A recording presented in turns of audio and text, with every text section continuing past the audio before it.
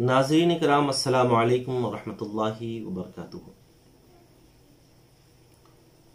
दरस मसनवी मौलाना रूम का आगाज़ किया जा रहा है। इससे पहले भी फ़कीर ने कोशिश की थी, लेकिन कुछ गोनगो मसरूफियात और कुछ नागहानी हादसात की बिना पर वो सिलसिला मुनक़ते हो गया। अल्हम्दुलिल्लाह बाज़ाब्ता दर्स नंबर 1 से यानी मसनवी पूरी आगाज़ से शुरू की जा रही है। लाओबाली रिसर्च सेंटर हैदराबाद की ज़ेर एहतमाम ये प्रोग्राम मुनक़िद हो रहा है और आज हज़रत मौलाना रूम रहमतुल्लाहि ताला अलैह की सवाने और आपके अहवाल पर गुफ्तगू की जाएगी। ये हो सकता है कि अगर आपकी सवाने को तफसीली बयान किया जाए तो कई हफ्ते भी लग सकते हैं, मगर यहाँ पर इजमाल को पेश नज़र रखते हुए, इख्तिसार को पेश नज़र रखते हुए इजमाली तौर पर आपकी सवाने बयान की जा रही है, ताकि मुसन्निफ के अहवाल से हम बखूबी वाकिफ़ हो जाएंगे तो इंशाअल्लाह ताला मसनवी शरीफ सुनाने में भी और सुनने में भी लुत्फ़ और मज़ा आएगा। मौलाना रूम रहमतुल्लाहि ताला अलैह, आपका नाम मोहम्मद जलालुद्दीन लक़ब उर्फ मौलाए रूम है। आप हज़रत सैयदना सिद्दीक़ अकबर रज़ियल्लाहु ताला अन्हु की औलाद से हैं। आपका शजरे नसब मोहम्मद बिन हुसैन बिन अहमद बिन कासिम बिन मुसैब बिन अब्दुल्लाह बिन अब्दुर्रहमान बिन अबू बकर रज़ियल्लाहु ताला अन्हु है। मौलाना के दादा हज़रत हुसैन रहमतुल्लाहि ताला अलैह वक्त के बड़े आलिम थे, जिसकी बिना पर उमरा रुऊसा बादशाह आपकी इज्जत करते थे।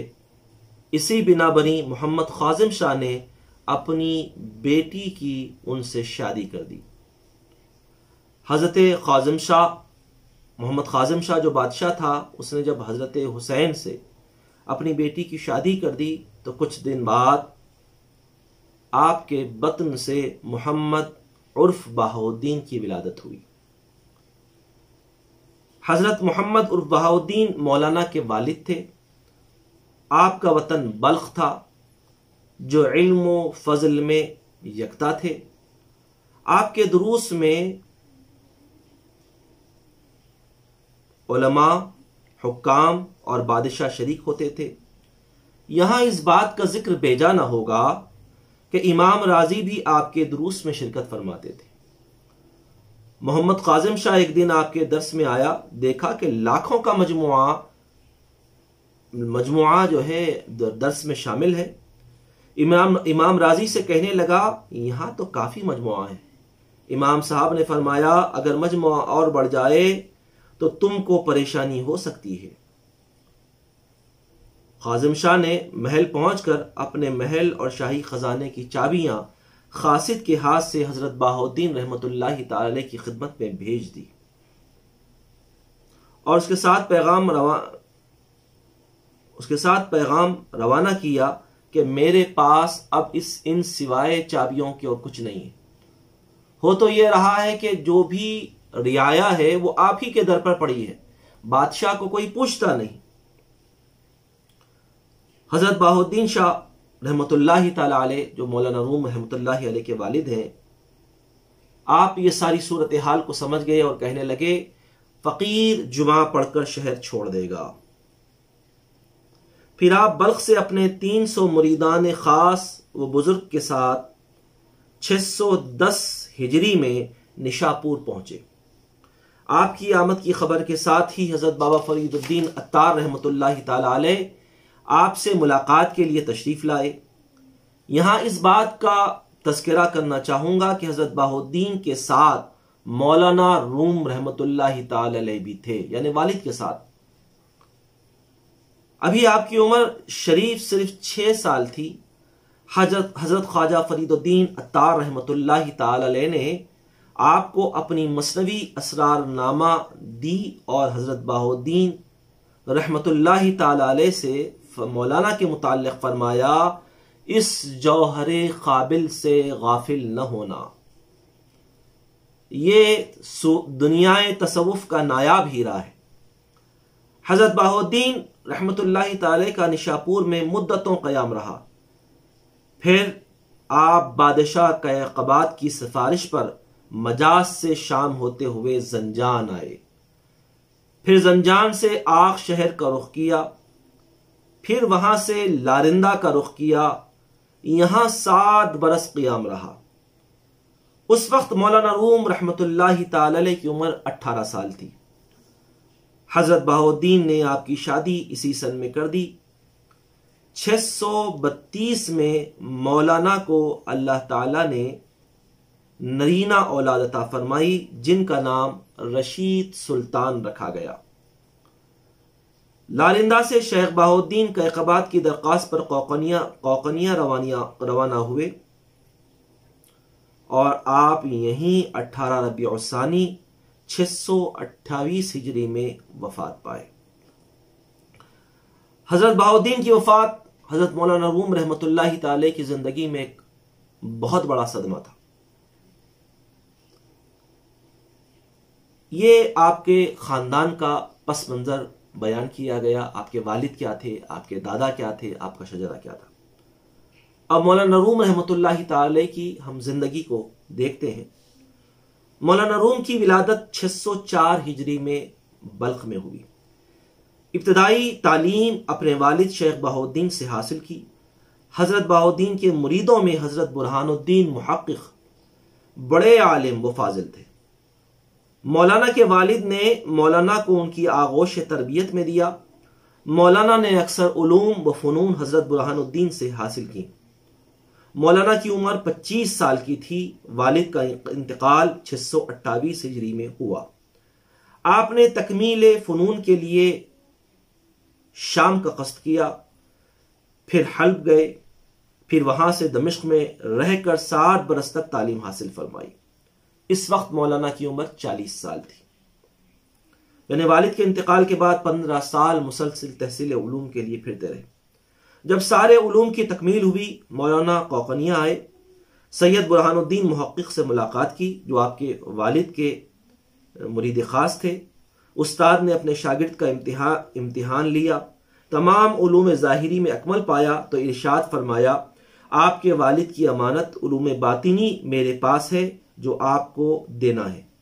चुनाचे उलूम बातिनी की 9 बरस तालीम दी। सुलूक के मनाजिल तय करवाए मौलाना बुरहानुद्दीन मुहक्किक ने। लेकिन मौलाना पर अभी उलूम ज़ाहिरी का रंग गालिब था। वही मौलवियाना कैफियत रही। शम्स तबरेज आप ही के अहद के एक कामिल सूफी और फकीर थे। आपके दादा आतिश परस्त थे। शम्स तबरेज ने बाबा कमाल जुनैदी के हुक्म पर रूम जाने का कस्द किया, चूंकि आपके पीर मुर्शिद ने फरमाया कि रूम में एक शख्स अपनी लकड़ियां सुखाकर बैठा है, जाकर उसमें इश्क की आग लगा दे। शम्स तबरेज जब रूम पहुंचे, शकर फरोशों के क़ैमे में उतरे। मौलाना की सवारी बड़े ही एहतिमाम से निकली। शम्स तबरेज ने पूछा मौलाना रूम से, मुजाहिदा व रियाजत से क्या मकसद है? मौलाना ने कहा, इत्तिबाए शरीयत। शम्स तबरेज ने कहा, यह तो सब जानते हैं। मौलाना ने कहा, इससे बढ़कर और क्या हो सकता है? शम्स तबरेज मुस्कुराए, फरमाया, इल्म का मकसद मंजिल तक पहुंचाना है। और उसके बाद मौलाना रूम रहमतुल्लाहि ताला का यह भी वाक़या आता है। आपकी मुलाकात का एक वाक़या यह है।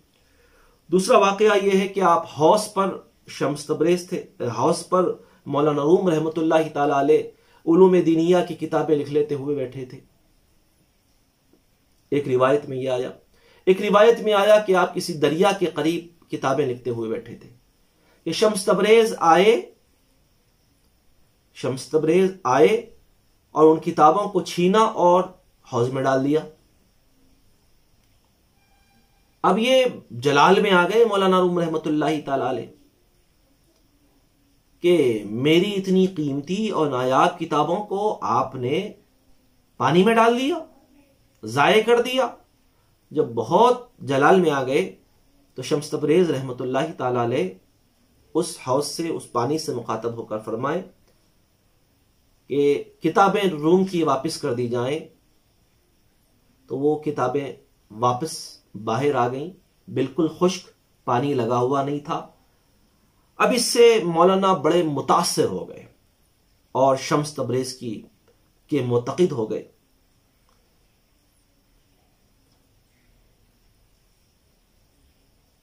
फिर उसके बाद इन दोनों ने, जब इस वाक़या हो गया, दोनों को एक दूसरे से उल्फत हो गई, मोहब्बत हो गई। फिर उसके बाद हज़रत शम्स तबरेज़ रहमतुल्लाहि ताला अलैह और मौलाना जलालुद्दीन रूमी रहमतुल्लाहि ताला अलैह ने हज़रत सलाहुद्दीन ज़रकूब के हुजरे में चिल्ला कशी की। 6 महीने तक बगैर खाए पिए रहे, दुरूस फतवे सब छोड़ दिए। रूम में बात आम हो गई, मौलाना पर एक दीवाने ने जादू कर दिया है। जब शम्स तबरेज़ ने यह हाल देखा कि लोग गलतफहमी का शिकार हैं, आप खामोश दमिश्क चले गए। फिर कई साल बाद खत मिला। फिर मौलाना रूम रहमतुल्लाहि ताला अलैह ने अपने फर्जंद सुल्तान को भेजा कि आप हजरत मौलाना शम्स तबरेज़ रहमतुल्लाहि ताला अलैह को वापस लाए। जब शम्स तबरेज़ वापस फिर आ गए मौलाना रूम के पास, फिर मौलाना से उनकी मुलाकात हुई, मौलाना की खादिमा से उनका निकाह हुआ। मौलाना के एक साहबजादे अलाउद्दीन चिल्पी की इज़ा रसाई और शम्स तबरेज़ की शहादत हुई। अब आपको यह बताना चाहूंगा कि मौलाना की इनकी शम्स तबरेज़ की शहादत के बाद वाकया यह है कि शम्स तबरेज़ को किसी और ने मारा। बाज कहते हैं कि नहीं, मौलाना शम्स तबरेज़ रहमतुल्लाहि ताला अलैह को हज़रत मौलाना रूम के फर्जंद ही ने शहीद किया। बहरहाल वो एक पर्दे इख्फा में बात है, हमारी वो बहस का मौजू नहीं है। अब मौलाना रूम रहमतुल्लाहि ताला अलैह शम्स तबरेज़ की वफात के बाद बड़े बेचैन हो गए। अब उसके बाद यह हुआ कि मौलाना के हमराज सलाहुद्दीन ज़रकूबी हो गए। उनके मौलाना सलाहुद्दीन के हमराज होने का वाकया यह है कि वो चांदी का, सोने का वर्क कूटा करते थे। मौलाना रूम की तशरीफ ले जा रहे हैं, हजरत सलाहुद्दीन ज़रकूब जो है जर को जो है पीट रहे हैं, वर्क बना रहे हैं उसका। मौलाना पर वो आवाज की ऐसी रिक्कत तारी हुई, उस रिक्कत को देखकर सलाहुद्दीन रहमतुल्लाहि ताला पे भी रिक्कत तारी हो गई और वो अपनी सारी दुकान को खुदा की राह में लौटाकर मौलाना के साथ हो गए। आप दोनों की रिफाकत से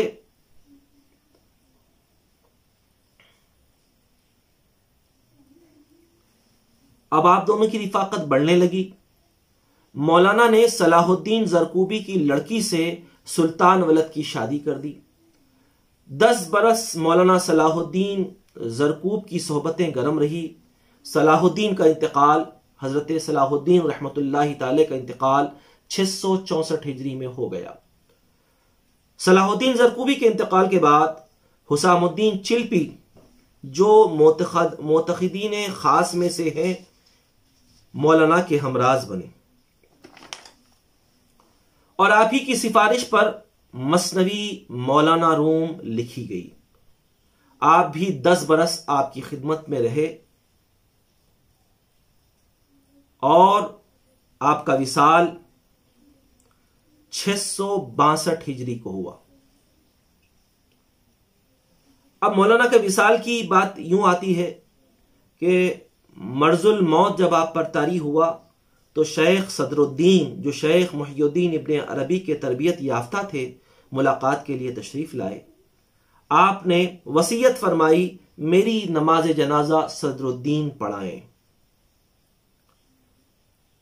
जनाजे में यहूदी, ईसाई, आहो बुका का आलम। जनाजा में ऐसा मामला था कि जनाजा उठाने के लिए यहूदी भी मौजूद थे, ईसाई भी मौजूद थे, बिला किसी मजहब के बिला किसी मसलकी इख्तलाफ के, मजहबी इख्तलाफ के तमाम लोग मौलाना के जनाजे में थे। कहते हैं ना सूफिया का मजहब इंसान दोस्ती होता है, इंसानों में मोहब्बत बांटना होता है। आहो बुका का आलम था, गोया सब गम के समंदर में डूबे हुए। अब जब मौलाना का जनाजा तैयार हो गया तो सदरुद्दीन जो हजरत सदरुद्दीन जो हजरत इब्न अरबी के तरबियत याफ्ता थे, उनको इमाम बनने के लिए आगे किया गया। वो चीख मारे और बेहोश हो गए। उस वक्त के काजी सिराज ने नमाज जनाजा पढ़ाई। तदफीन शाम को हुई। 40 रोज तक लोग जौक दर जौक आपकी जियारत के लिए आते रहे।